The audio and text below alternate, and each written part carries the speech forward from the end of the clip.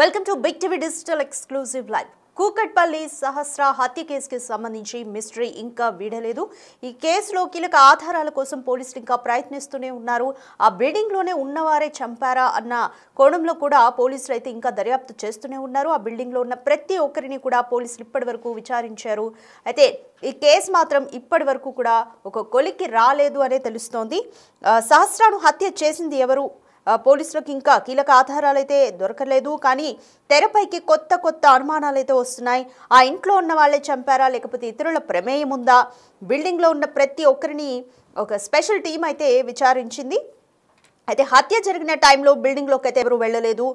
CCTV footage అంతా కూడా పోలీసులు పరిశీలించారు. అయితే బిల్డింగ్లో ఉన్న వాళ్ళే చంపేస్తారా, లేకపోతే సీసీటీవీ ఫుటేజ్కి దొరకకుండా పక్క బిల్డింగ్ నుంచి వెళ్ళడం కానీ ఇలాంటిది ఏమైనా చేశారా అనే కోణంలో కూడా పోలీసులు అయితే దర్యాప్తు చేస్తున్నారు. పోస్ట్ మార్టం ప్రాథమిక రిపోర్టులో కూడా కీలక అంశాలు వెలుగు చూస్తున్నాయి. ఉదయం 9:30 నుంచి 10:30 మధ్యలో హత్య జరిగినట్లుగా అయితే తెలుస్తుంది. తల్లిదండ్రులు ఇంట్లోంచి వెళ్ళిన అరగంటకే హత్య జరిగినట్లుగా తెలుస్తుంది. బాలికపై మాత్రం లైంగిక దాడి జరగలేదని ఈ రిపోర్ట్ అయితే తేల్చి చెప్పింది, పోస్ట్ మార్టం రిపోర్ట్. ఇంకా ఫోరెన్సిక్ రిపోర్ట్ పెండింగ్ ఉంది. ఫోరెన్సిక్ రిపోర్ట్ వస్తే కానీ కంప్లీట్గా క్లారిటీ వచ్చే ఛాన్స్ కనిపిస్తుంది. అయితే పోలీసులు ఇప్పటికే అన్ని కోణాల్లోనూ దర్యాప్తును ముమ్మరం చేస్తున్నారు. 25 ఏళ్ల వ్యక్తి హత్య చేసి ఉండొచ్చు అన్నట్లుగా అయితే భావిస్తున్నారు. ఒక అంచనా అయితే వేస్తున్నారు. అంటే పోస్ట్ మార్టం రిపోర్ట్ని బట్టి ఫోరెన్సిక్ రిపోర్ట్ మాత్రం ఇంకా పెండింగ్ ఉంది. కూకట్పల్లి బాలిక సహస్ర మర్డర్ మిస్టరీ ఇప్పటి వరకు వీడలేదు. 3 రోజులు అవుతుంది, అయినా కూడా ఈ కేసు ఒక కొలిక్కి రాలేదని చెప్పాలి. సహస్రను ఎవరు హత్య చేశారు అన్న దానిపై ఇంకా క్లారిటీ రాలేదు. పోలీసులకి దొరకలేదు. ఇంకా కీలక ఆధారాలు అయితే దొరకలేదు. పోలీసులు ఇంకా తీవ్రంగా ప్రయత్నిస్తున్నారు కీలక ఆధారాల కోసం. బట్ తెరపైకి మాత్రం కొత్త అనుమానాలు వెలుగు చూస్తున్నాయి. ఆ ఇంట్లో ఉన్న వాళ్ళే చంపారా, లేకపోతే ఇతరుల ప్రమేయం ఏమైనా ఉందా అన్న కోణంలో పోలీసులు విచారిస్తున్నారు. బిల్డింగ్లో ఉన్న ప్రతి ఒక్కరిని స్పెషల్ టీం ఎవరిని వదలకుండా బిల్డింగ్లో ఉన్న ప్రతి ఒక్కరిని కూడా విచారించింది. హత్య జరిగిన టైంలో బిల్డింగ్లోకి అయితే ఎవరూ వెళ్ళలేదు. సీసీటీవీ ఫుటేజ్ అంతా కూడా పోలీసులు పరిశీలించారు. హత్య జరిగిన టైంలో మాత్రం బిల్డింగ్లోకి ఎవరూ వెళ్ళలేదు అనేది అయితే నిర్ధారించుకున్నారు. బిల్డింగ్లో ఉన్న వాళ్ళే చంపేశారా, లేకపోతే సీసీటీవీ ఫుటేజ్కి ఏమైనా దొరకకుండా ఏమైనా మేనేజ్ చేశారా, పక్క బిల్డింగ్లోంచి వెళ్ళడం లాంటి ఏమైనా చేశారా అని కూడా పోలీసులు అయితే అనుమానిస్తున్నారు. పోస్ట్ మార్టం ప్రైమరీ రిపోర్ట్ అయితే వచ్చింది. పోస్ట్ మార్టం ప్రైమరీ రిపోర్ట్లో మాత్రం ఏముంది అంటే ఉదయం 9:30 నుంచి 10:30 గంటల మధ్యలో హత్య జరిగినట్లుగా తెలుస్తుంది. పేరెంట్స్ ఇంటి నుంచి వెళ్ళిపోయిన ఒక అర్ధగంట లోపే ఈ హత్య జరిగినట్లుగా అయితే ఈ పోస్ట్ మార్టం ప్రైమరీ రిపోర్ట్లో తెలుస్తోంది. అయితే బాలిక పైన ఎటువంటి లైంగిక దాడి జరగలేదు అనేది మాత్రం ఈ ఆటోప్సీ రిపోర్ట్లో ఉంది.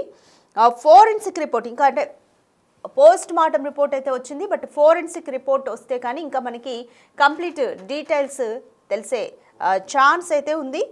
సో పోలీసులు అయితే అన్ని కోణాల్లో కూడా దర్యాప్తుని ముమ్మరం చేశారు. బట్ ఇప్పటి వరకు కూడా పోలీసులకు ఎటువంటి కీలక ఆధారాలు అయితే లభించలేదు.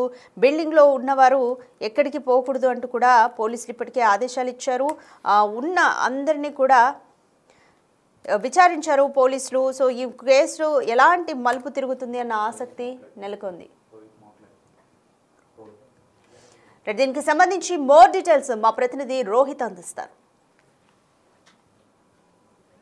ఆ పెంట్ హౌస్కి వెళ్ళి చూద్దాం వంశీ. మనం ఆ పెంట్ హౌస్ పైకి వెళ్ళి చూద్దాం, ఎందుకంటే ఛాన్సెస్ ఏవి ఉన్నాయి. పైకి వెళ్ళి హత్య చేయటానికి అవకాశాలు ఎక్కడి నుంచి ఉన్నాయనేది. సో మనం పక్కింటి నుంచి పైకి వెళ్తున్నాం.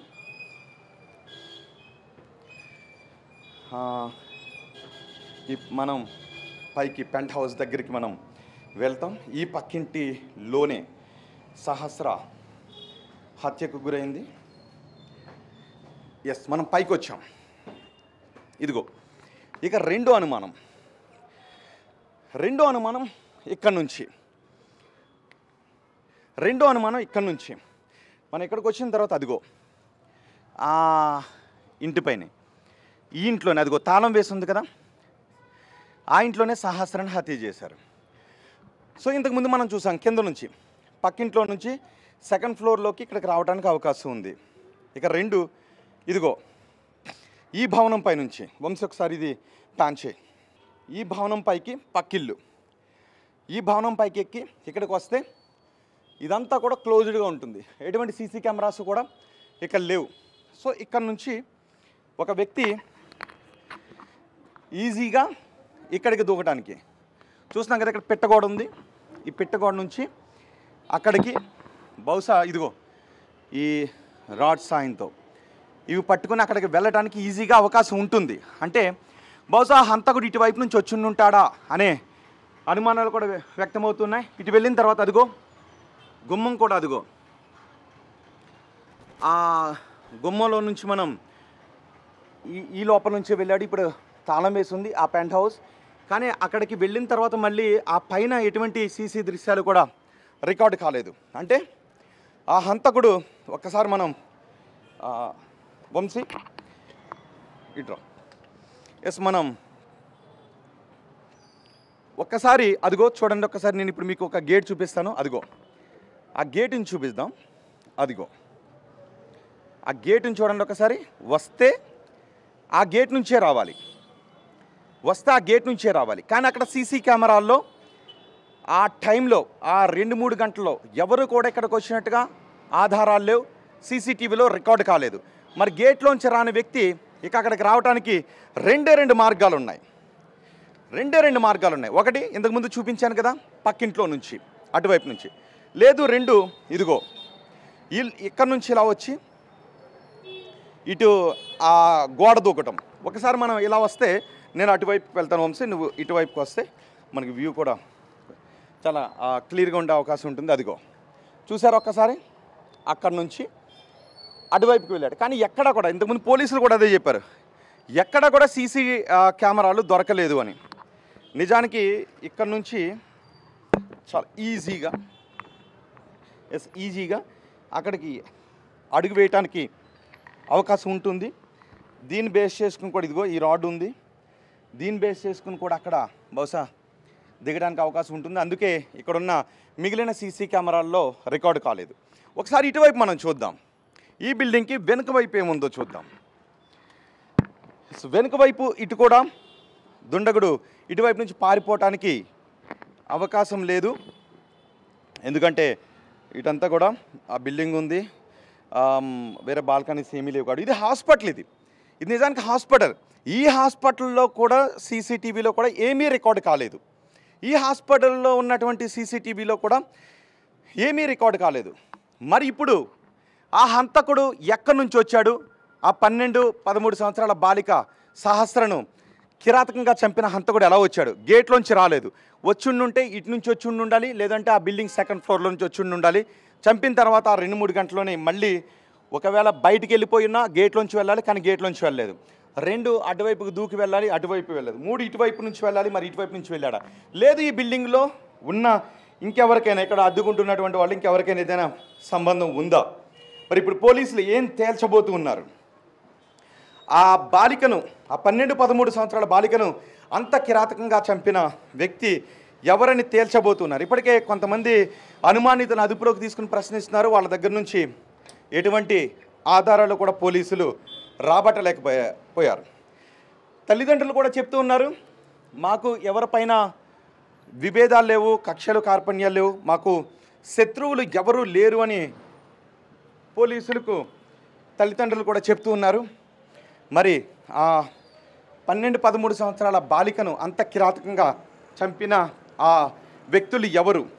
ఎటువంటి కోపంతో ఆ బాలికను అంత దారుణంగా చంపాల్సిన అవసరం ఉంటుంది? పోలీసులు విచారిస్తున్నారు. అన్ని కోణాల్లోనూ పోలీసులు విచారిస్తున్నారు. మొత్తం అనుమానితులు ఎవరెవరు ఉన్నారో వాళ్ళందరినీ విచారిస్తున్నారు. దూరంగా ఉన్న సీసీ కెమెరాలను కూడా విచారిస్తున్నారు. సెల్ ఫోన్ టవర్స్ని కూడా ట్రేస్ చేస్తున్నారు. ఏ అనుమానాన్ని, ఏ కోణాన్ని కూడా పోలీసులు వదలడం లేదు. అన్ని కోణాల్లోనూ పోలీసులు విచారిస్తున్నా ఈ ఆధారం దొరకకపోవడానికి ఆ నిందితుడు అంతా ప్రీ ప్లాన్డ్గా వచ్చాడనే అనుమానాలు కూడా వ్యక్తమవుతున్నాయి. ఇదిగో హాస్పిటల్. ఈ హాస్పిటల్లో కూడా ఇదిగో సీసీ కెమెరాలు ఉన్నాయి. ఒకవేళ ఆ దుండగుడు ఇటువైపు నుంచి వచ్చి ఉంటే ఈ సీసీ కెమెరాల్లోనైనా రికార్డ్ అయ్యి ఉండాలి. కానీ ఇక్కడ కూడా రికార్డు కాలేదు. అంటే ఏ కెమెరాల్లోనూ రికార్డు కాలేదు. ఆ పక్కనే ఒక స్కూల్ కూడా ఉంది. ఆ స్కూల్లో ఉన్న సీసీ కెమెరాల్లో కూడా అనుమానాస్పద వ్యక్తుల కదలికలేవి కూడా దొరికిన ఆనవాళ్ళు లభించలేదు. మరి ఇప్పుడు పోలీసులు ఏం తేల్చబోతున్నారు? సహస్రను అంత కిరాతకంగా చంపిన ఆ దుండగుడు ఎవరు? ఏ కోపంతో, ఎవరిపైన పగతో సహస్రను అంత కిరాతకంగా చంపాడు? సీసీ కెమెరాలో కూడా దొరకకుండా రావటానికి ఎటువంటి రెక్కి వేశారు? నిజానికి సీసీ కెమెరాకి దొరకకుండా ఇంట్లోకి వెళ్ళాలి అనే ఒక ప్లాన్ ఎవరు చేయగలుగుతారు? ఎవరో ఒక ఉన్మాది దొంగ చేయలేడు ఇక్కడ ఉన్నటువంటి వ్యక్తి. సో చాలా ఏరియా గురించి చాలా తెలిసిన వ్యక్తులు, ఇంటి గురించి చాలా తెలిసిన వ్యక్తులే ఇలాంటి ఘాతుకానికి పాల్పడి ఉండాలి. మరి ఆ వ్యక్తి ఎవరు? పోలీసులు ఇప్పుడు ఏం తేల్చబోతున్నారు? 2 రోజులు అయిపోయినా ఇంకా ఎటువంటి ఆధారాలు దొరకలేదు. కానీ మరికొన్ని గంటల్లోనే ఈ కేసును పోలీసులు ఛేదిస్తామని అంటూ ఉన్నారు. మరి ఈ ఇంట్లో, ఈ పెంట్ హౌస్లో ఆ 12-13 సంవత్సరాల బాలికను 20కి పైగా కత్తితో కిరాతకంగా పొడిచి చంపిన కిరాతకుని పోలీసులు ఎప్పటికి పట్టుకుంటారో చూద్దాం. ఈ కాలనీ వాసులు కూడా అదే ఎదురు చూస్తూ ఉన్నారు.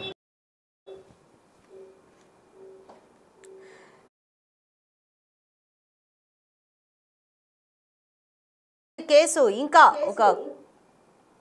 ఒక కొలిక్ అయితే రాలేదు. పోలీసులు అన్ని కోణాల్లోనూ దర్యాప్తు చేస్తున్నారు. ఇంట్లో ఉన్నవారే హత్య చేశారా? ఐ మీన్ బిల్డింగ్లో ఉన్న వాళ్ళే ఎవరైనా హత్య చేశారా, లేదా వేరే బిల్డింగ్ నుంచి సీసీ కెమెరాలకు చిక్కకుండా వచ్చారా అన్న కోణంలో కూడా పోలీసులు అయితే దర్యాప్తు చేస్తున్నారు. బిల్డింగ్లో ఉన్న వాళ్ళు ఎవరిని కూడా బయటకు వెళ్ళనీయకుండా పోలీసులు ఇప్పటికీ ఆదేశాలు జారీ చేశారు.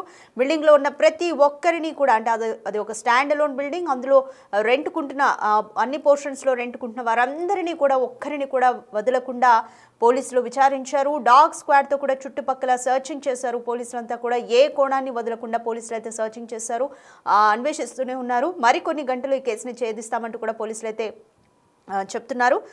బిల్డింగ్లో ఉన్న ప్రతి ఒక్కరిని కూడా స్పెషల్ టీం ఇప్పటి వరకు విచారించింది.